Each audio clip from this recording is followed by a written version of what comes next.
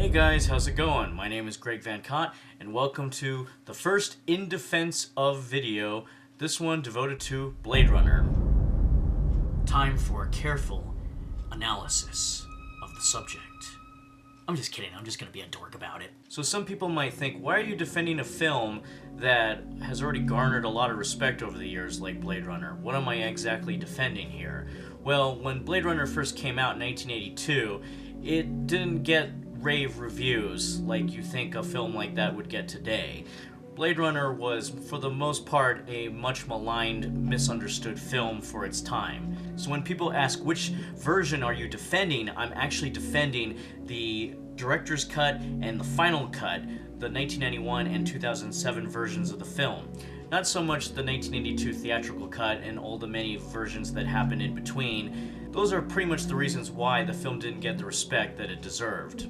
So when we're talking about Blade Runner, Ridley Scott has often called this his most personal film, which explains why he actually recut it several times, because I think he was really perturbed, upset, and just emotionally overwhelmed with the idea that the studio would take this film away from him and make it into something that it was clearly not intended to be.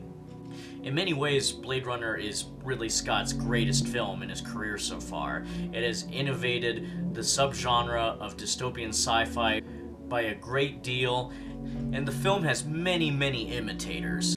Oh, good. Yes, he expediting has put in for electrical procedures in respect of Buttle. Mother, I just wish you would stop interfering. I don't want promotion. I'm happy where I am.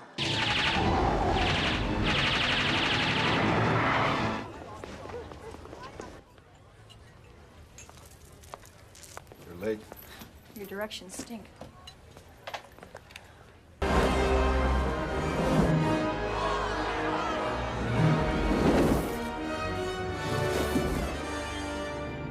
Hot entrance. Two-Face. Didn't see this one coming. We should have, though. What is the Matrix? You're the one that has to walk through it. So do you mean? I come from the only known solar system. 3 thieves from down below. Everybody up against the wall. I gotta go. No! I'll find you.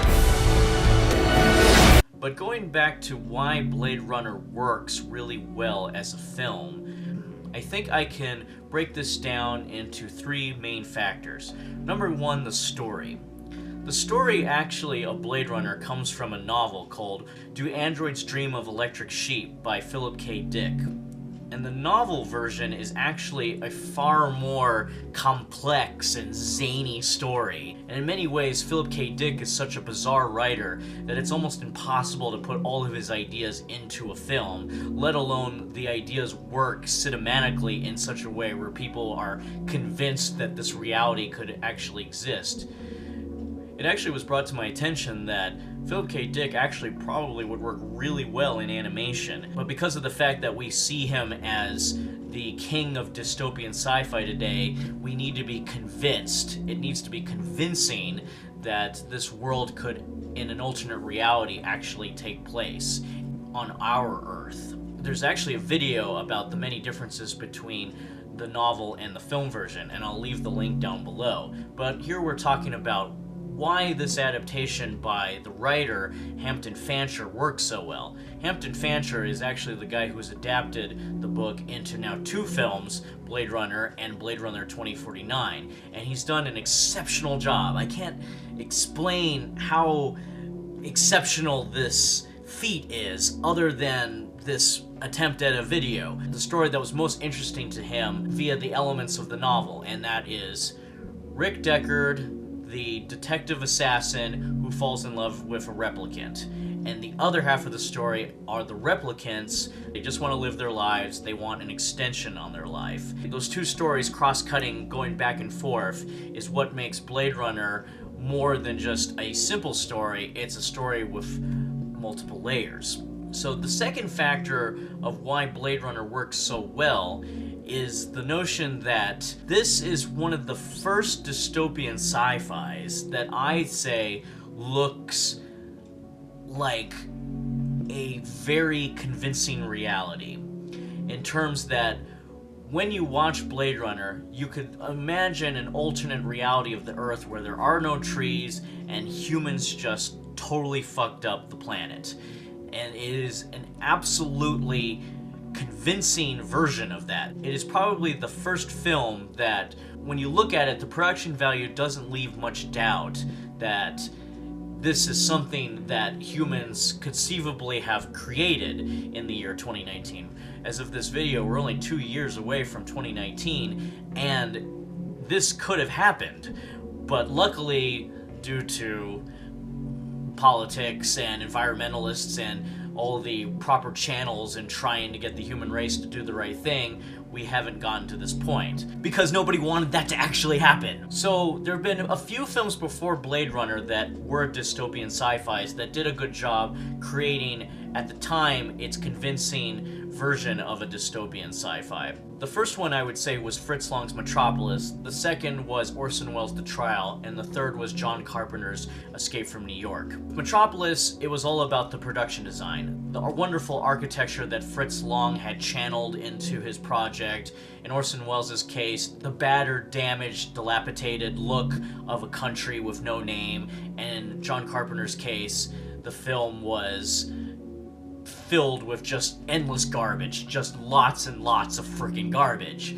But in Blade Runner's case, it didn't take specific ideas of a dystopia, it simply created a city that appeared to be endless. No matter where you are, specifically in these last two versions of Blade Runner, the director's cut and the final cut, the city is inescapable. You never leave the city. The city is end-to-end, bookends this film. There's no way around it. It's claustrophobic, it's wet, it's dirty, it's constantly churning out its advertising, it's blinking, flashing lights, it's noisy, it's obnoxious in its traffic, it's everywhere. It is endless, it is uncompromising dystopia.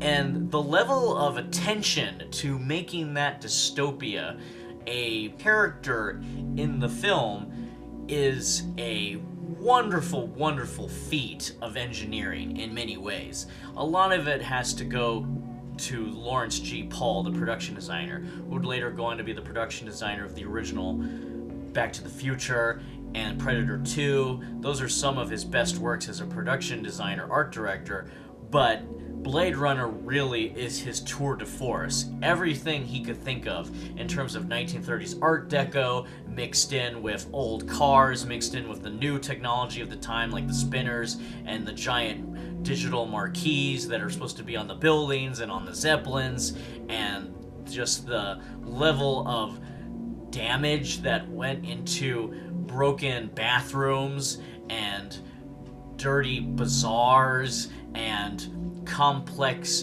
nightclubs and bars, mixed in with the lighting of Jordan Cronenweth, is just phenomenal work. There hasn't really been too many films with that level of expertise put into creating a world in which the audience can immerse themselves and completely lose themselves to that type of alternate reality. I keep using that word alternate reality because it really is the best way to explain Blade Runner. So this leads me to the third factor, and that is the cinematography by the aforementioned Jordan Cronenweth. It is probably some of the most imaginative lighting that I've seen out of any 1980s film, let alone a sci-fi film. If I were to venture a guess, a lot of the lighting in this film reminds me of the lighting in any film from the career of Orson Welles, specifically Touch of Evil. There's a lot of Touch of Evil. The light that comes in and out, it fades in and out, spotlights that kind of shine and break into, invade spaces, and dim lighting, diffused lighting, or there's like water that's reflecting on the wall. Now that's a completely original concept that was done for this film. I haven't seen too many films that use that concept before. You'll notice that Ridley Scott as a director paints with the light. He paints his landscapes where you don't quite see everything until the light crawls into the architecture and you see a little bit of the columns, or you see silhouettes of something, and then the light kind of shows you a little bit more of it, and then it fades away, almost as if it was like a dream, that you were like noticing things for the first time, and then your focus turned away to something else. There's a lot of that in this film, and it always staggers me how lyrical and beautiful it is. When Deckard goes and interrogates Rachel for the first time with the Voight contest, it is a light that's shooting from the back. You see the pyramids and you see the sun setting, and it's just a kind of gleam of light. It's not even necessary, but it's there to give the room this kind of noirish dementedness, if I were to use that word, that makes the scene darker and creepier, but at the same time there's kind of a beauty to it because you're allowed to only look at specific things. For example, in that exact same scene, you see Rachel smoking a cigarette, and the smoke kind of obscures her face a little bit, and we're just highlighting the fact that this, what we later find out in the story, is a replicant, that this replicant can actually smoke and is doing things that any human would do. And I think that was something that was important for Ridley Scott as a storyteller to expound on, was the fact that replicants behave for the most part just like any human. Since they only can live for a finite amount of time, 4 years, they are more likely to act like a child because they're not used to experiencing disappointment. They're not used to experience as a teaching tool. They're not used to having time on their side, so everything is a desperate attempt for attention or a desperate attempt for answers. And that is something that also works well with the cinematography and the production design of the film, because the cinematography of Blade Runner is always focusing on certain things and then forgetting it in the next moment. So exactly like a replicant, it's fleeting. It's always coming and going. Therefore, they need replicants instead of actual animals. The actual animals are dying off in this terrible, terrible, fucked up world, and therefore they are now a prized commodity. Everything that you see is fleeting. And that's kind of the best way to describe Blade Runner, is it's an exercise in what is fleeting. And I can't stress that enough, because when you watch the film, and if you really delve into it and think about all its themes that it's discussing life and what it means to be alive, and who am I, what is death, do I live after death, am I human or am I a genetically created facsimile of a human? What are memories? If I'd had no memories, would I be somebody else? How do I know my memories are real? Are they engineered? If my memories were not real, would I be something else? A question of the fleeting nature of life, that everything is tangible for one moment, and then the next moment it's gone. It's just done. One day you're living your life, you're happy, you're free. The next moment you're in a box. And for the replicants, that is exactly what their life is. It's a life and death situation. They need to find a way to grab what is fleeting. They want to hang on to it as long as possible. The legality is not even in their favor. So for them, it's an act of desperation. They must have more life.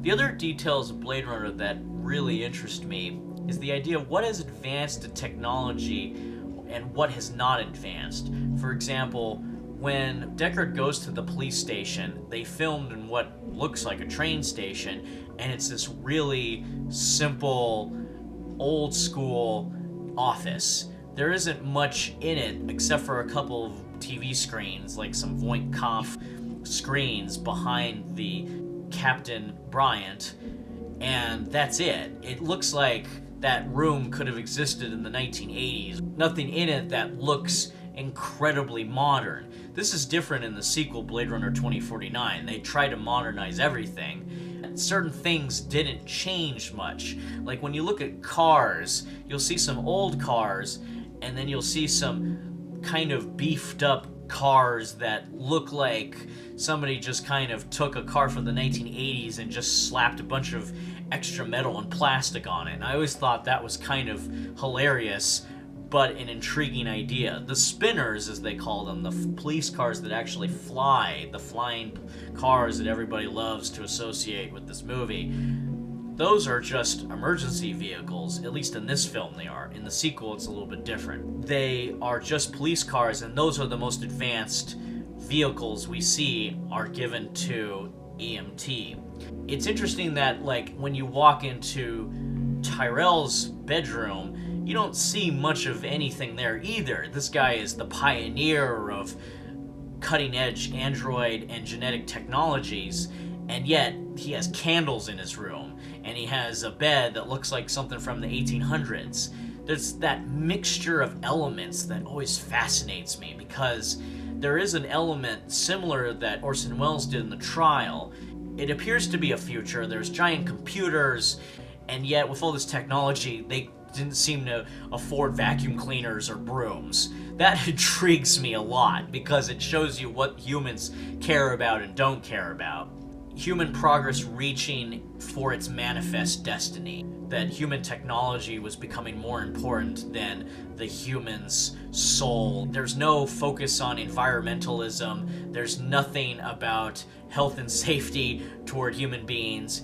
We have to also speak about that Jordan Cronenweth idea of replicants having a little light in their eyes. You see there's this kind of orangey beige glow to a lot of replicants. Sometimes it looks green. And in order to achieve that, they put a small dimmish light next to the camera. So the light would be here, right about here, and it would reflect into their eyes to give it this idea that replicants' eyes reflected light differently than human beings. Although when you get to the scene where Harrison Ford is looking towards the camera when he says the line, "But somebody will," there's a little bit of that light going into his eyes, which then brought up this whole issue of, is Deckard a replicant?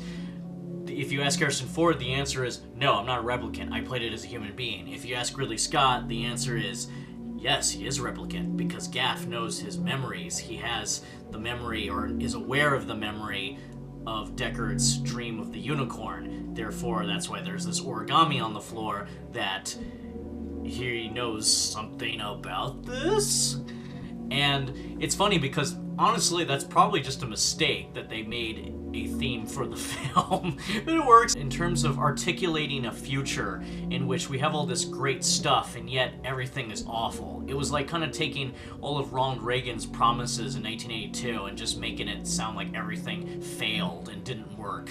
Some kind of strange revenge on government and corporations are put into a film in which the government and the corporations have completely failed the human race. Everything is about technology. Humans can barely survive in it. Therefore, they created replicants to keep the human race going on a synthetic level. And it's interesting to think that you could have a race of people that are not quite human, have computers for brains, but are biologically the same as all other humans. You are basically saying that Deckard is a dying breed, but he has to kill the products of progress because government has failed this reality by saying, well, these fake people are walking around and we have to assassinate them because they're dangerous, because they have feelings and they want to live longer. Just another form of slavery, and that's kind of a difficult subject for any movie, specifically one that was meant to be a blockbuster, for it to tackle. You get kind of this, like, detective assassin story that is semi-romantic, and it's got this idea that, well, Deckard's just drinking a lot, and he just wants to live his life, and he wants to do something else. And that's relatable. There's something at its core very, very grounded in its reality, in spite of its super fantastic elements. And I think that's why Blade Runner does work. Gotta still mention that Vangelis score is pretty badass. This is one of the best techno synth scores that is not composed by John Carpenter. The score of Blade Runner is actually really interesting and is also worth talking about because it's not just weird sounds and unusual atmosphere. There's definitely a romantic side to what is going on. For example, in the scene where Deckard is falling asleep to his booze and Rachel is playing the piano, there's this very sexualized saxophone playing, and it's leading up to something. Then you have music in the film that is just incredibly foreboding, and the end credits music, which is probably the most energetic piece of music I've ever heard in the 1980s that is techno. So in closing, Blade Runner is just this wonderful myriad of colors and sounds and sights, highlighted by the music and by Ridley Scott's painterly eye.